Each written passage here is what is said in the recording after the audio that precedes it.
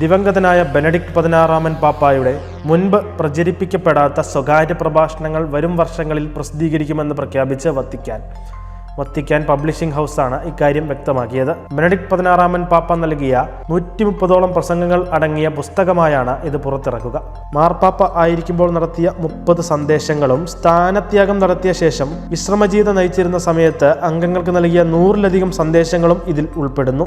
കഴിഞ്ഞ ഫെബ്രുവരി മാസത്തിൽ നഷ്ടപ്പെട്ടുവെന്ന് കരുതിയ ബെനഡിക്ട് 16 പാപ്പ നടത്തിയ 6 പ്രഭാഷണങ്ങൾ കത്തോലിക്ക പ്രസാധകരായ ഇഗ്നേഷ്യസ് പ്രസ് പുസ്തക രൂപത്തിൽ പുറത്തിറക്കിയിരുന്നു.